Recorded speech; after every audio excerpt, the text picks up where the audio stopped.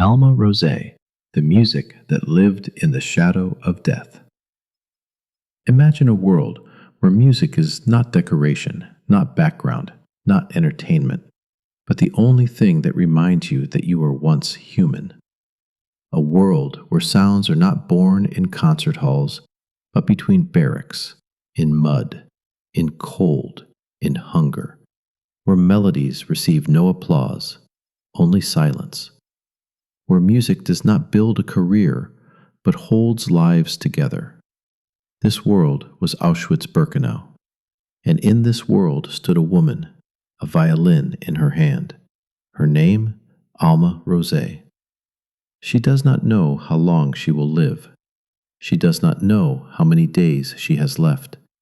But she knows that as long as her hands can move, as long as the bow can glide across the strings, music will live. Alma's childhood feels so distant, as if it had never been hers.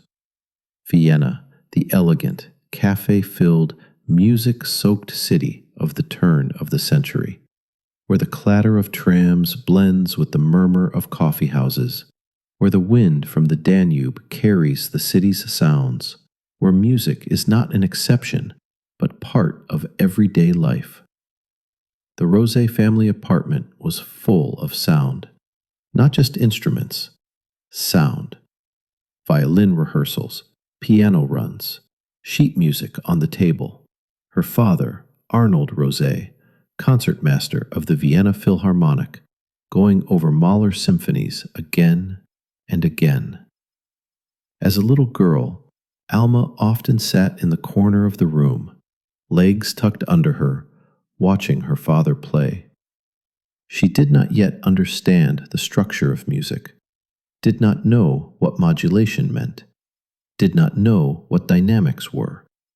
She only knew that when her father played, the air changed, as if the walls of the room expanded, as if the furniture stepped back, as if the world fell silent for a moment to make room for something greater. One evening, when it was already dark, Alma walked up to her father as he put down his violin. "Papa," she asked softly, "when you play, where does everything else go?" Arnold looked at her, smiled, and said, "It doesn't disappear, my dear. It simply rises above the music." That sentence stayed in Alma's mind for years, for decades, even when she stood between very different walls in a very different world. Alma was not only born into the world of music, she became music. As a young woman, she was already a renowned violinist in her own right, not just Arnold Rosé's daughter, not just Mahler's relative, but Alma Rosé.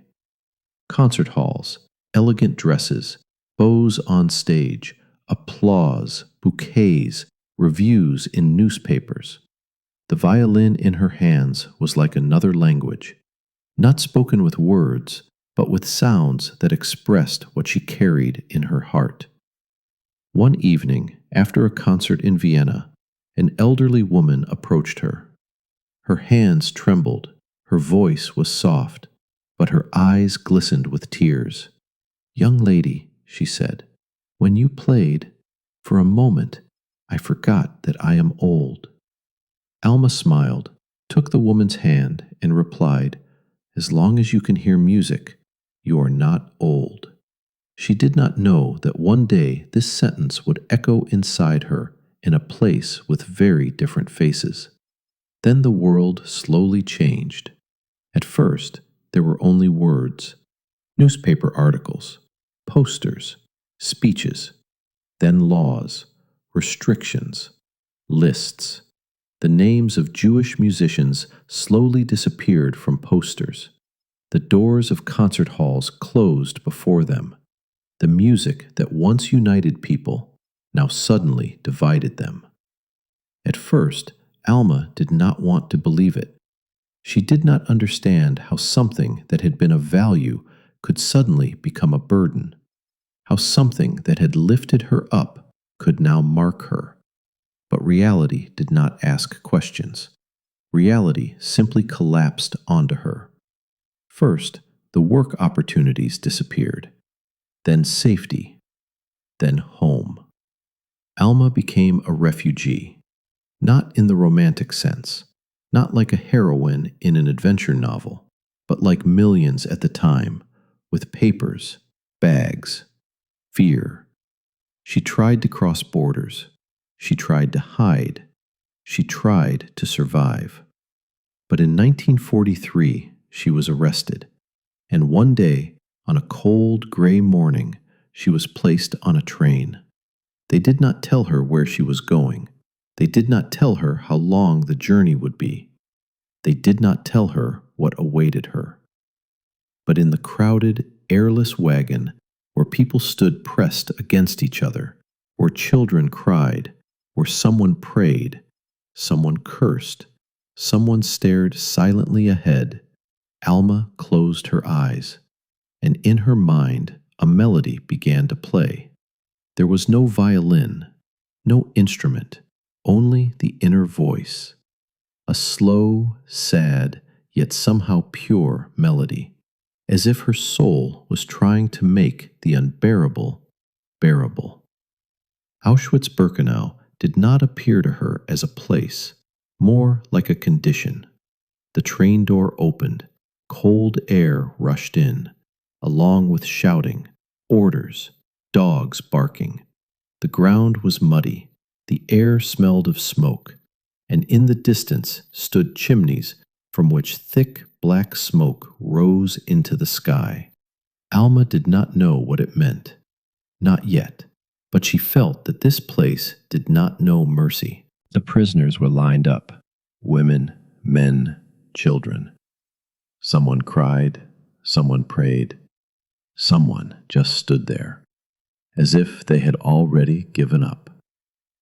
Alma tried to stand straight, not because she was not afraid, but because something deep inside her did not allow her to collapse.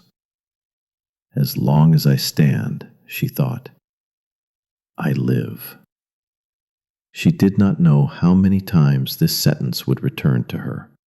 Soon it became clear that there was something about her that made people look at her differently. Not her name, not her background, not her past. Her hands, her posture, the way she held a violin. Someone recognized her. Someone knew who she was. Someone whispered, That's Alma Rosé, from the Rosé family, Mahler's relative, a violinist. The news spread slowly and reached those who made decisions. There was a women's orchestra in the camp, not to create beauty, not to bring joy, but to play for the Nazis, for the commanders, for the guards, during selections, for prisoners marching to work. Music here was not art. It was a tool, a backdrop, and sometimes a lifeline. When Alma joined the orchestra, there was already a leader, but it soon became clear that her knowledge, her discipline, her authority were on another level. The Nazis noticed, and one day they announced, from now on, Alma Rosé would lead the orchestra. This position was both blessing and curse. A blessing because the orchestra members received better treatment, more food, sometimes warmer clothes, fewer beatings, some protection from the worst. A curse because every day they had to face the fact that their music played in the shadow of death, that while they played, people were being separated. Work, death. That while the bow slid across the strings, someone was saying goodbye to their child. Someone was realizing they would not see tomorrow. Among the orchestra members were young girls who had never stood on a stage. Some had once attended music school. Some had been given an instrument simply because someone had to stand in line. Alma looked at each of them as if they were her students. She had no time, no space, no tools for real teaching, but she had something no one could take from her: her standard. "We do not play well," she told them once, "because they expect it. We play well because this is who we are. Music is the only thing they cannot take from us. If we play out of tune, we give it away ourselves." The world of rehearsals was a separate universe within the camp. The barrack where they practiced was dark, damp, cold seeping from the walls. The benches were hard, the instruments worn, the strings often snapped, the bow hair thinning. The girls' fingers were numb from the cold. Sometimes they could barely press the strings. The wind player's lips cracked. The cellist's hands trembled.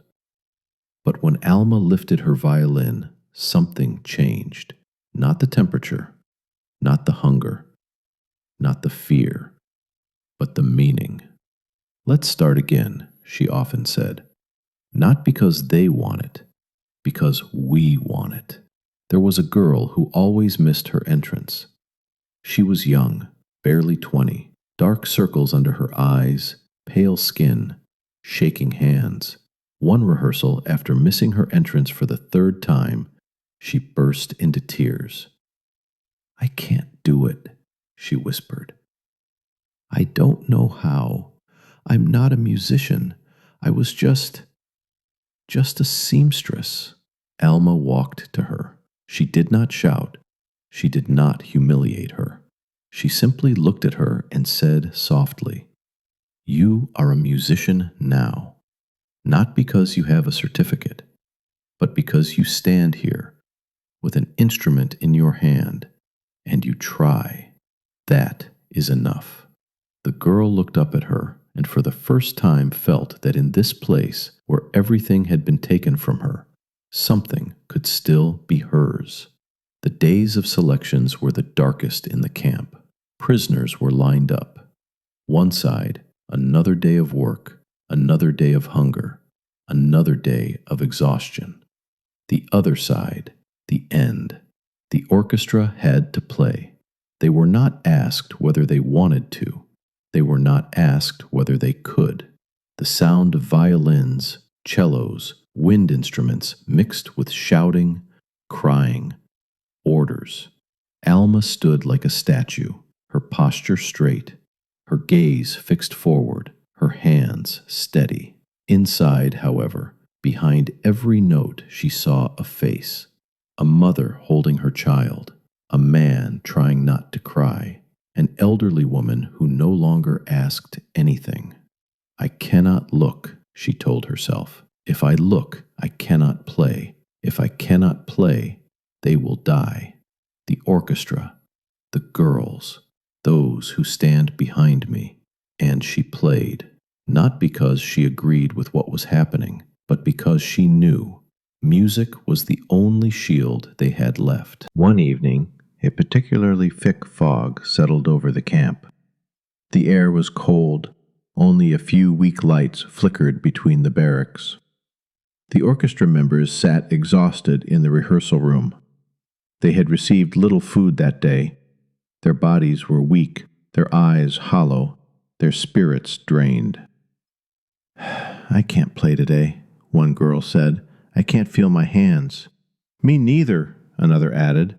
"And why should we? We're all going to die anyway." The sentence hung in the air, heavy, true, and yet something resisted it. Alma slowly stood up. She took the violin in her hand, gripped the bow, and said, determined, "We may die, but until then we live. And while we live, we choose how." The girls looked at her. They did not applaud, they did not cheer, they simply listened. Alma lifted the violin and began to play. Not a military march, not a piece ordered by command, something else. A slow, melancholic yet beautiful melody. one she had heard in her childhood in Vienna when her father practiced in the living room. The sounds slowly filled the room. The girls closed their eyes. Someone cried softly. Someone simply sat and let the music flow through her.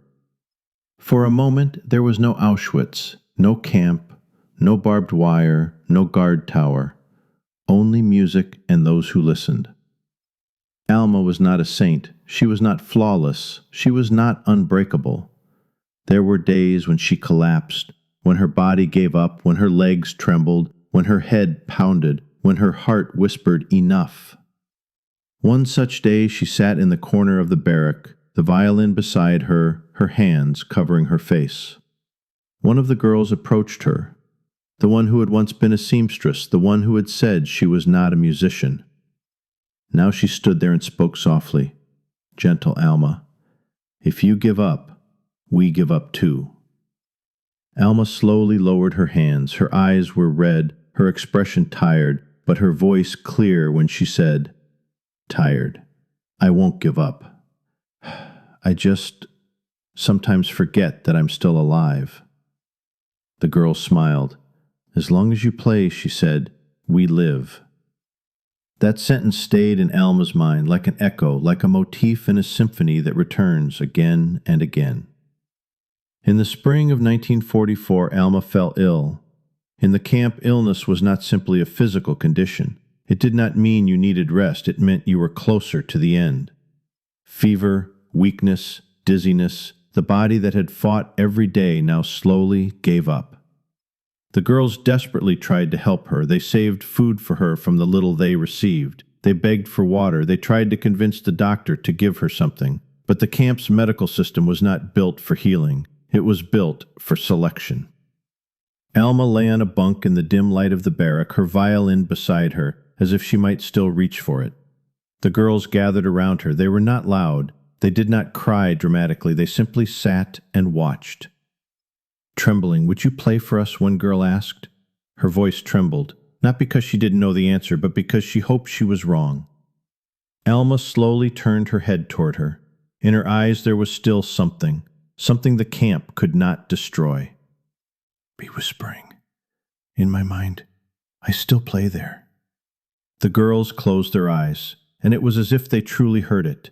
The melody she had played so many times, the sound the bow had followed so often. There was no instrument, no sound, only memory, but memory too was music.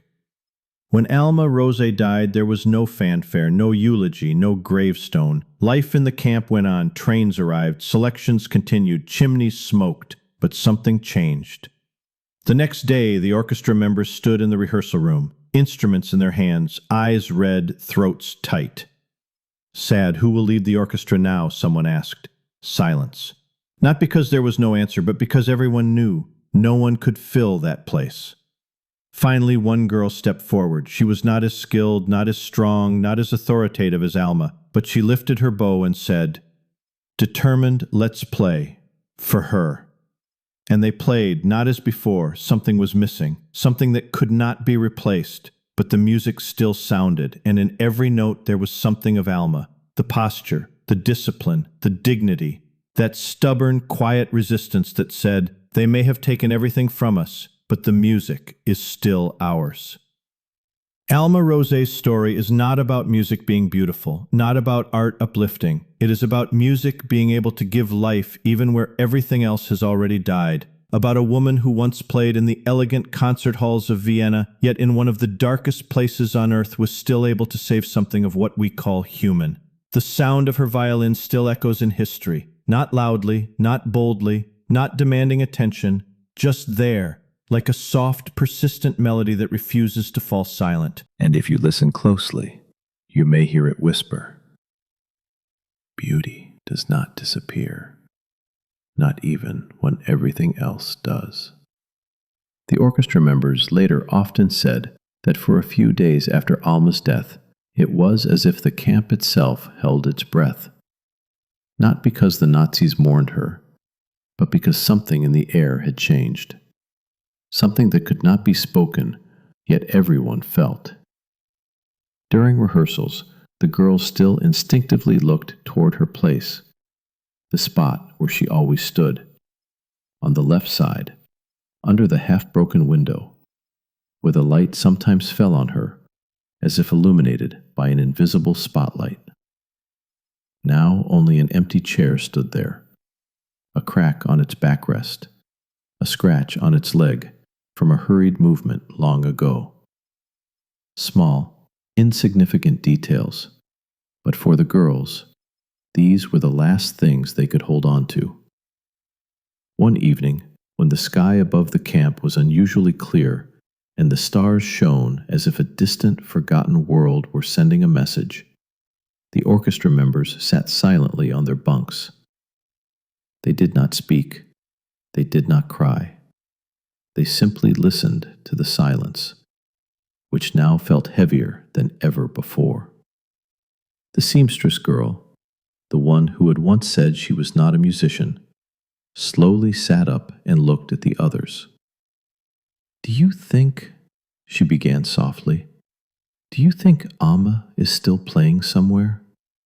The question might have sounded childish anywhere else, but here, in this place where reality tore apart logic every day, nothing was childish anymore. One of the cellists nodded. If there is a place where music can still exist, then she is there. The others did not answer, but the thought remained among them like a quiet, warm light that did not chase away the darkness, but made it a little more bearable. In the following days, the orchestra members tried to return to routine. The Nazis did not care who led the orchestra, only that the music played when ordered.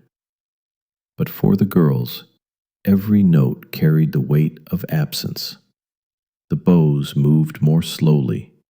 The entrances were uncertain. The instruments felt heavier. One afternoon, as the wind swept across the dusty ground of the camp courtyard, casting cold, gray shadows between the barracks, the new leader of the orchestra stopped the rehearsal. "This won't work," she said tiredly. "We can't play as if nothing happened." The girls lowered their heads. There was nothing to say. The loss was too great, the pain too fresh. Then the seamstress girl slowly raised her hand. "Alma always said that music is the only thing they cannot take from us. If we play badly now, then we are the ones giving it away." The sentence was simple, but something shifted in the air. The girls looked at one another. There was no enthusiasm, no heroism, only a quiet realization. If they gave up now, then after Alma's death, nothing would remain. The leader nodded. "Let's start again." And they began. The notes were still uncertain, but no longer empty. It was no longer just instruments playing. There was something else, a shared will, a shared memory, a shared promise. There was a guard in the camp whom the girls called the Quiet One, not because he was kind, not because he helped, but because he never shouted, never hit, never smiled. He simply watched. One day, as the orchestra prepared to play for the prisoners marching out to work, the quiet guard stopped beside them. He said nothing. He simply looked at them. The girls stood tense, instruments in their hands, stomachs tight. The quiet guard's gaze always felt as if he could see through them.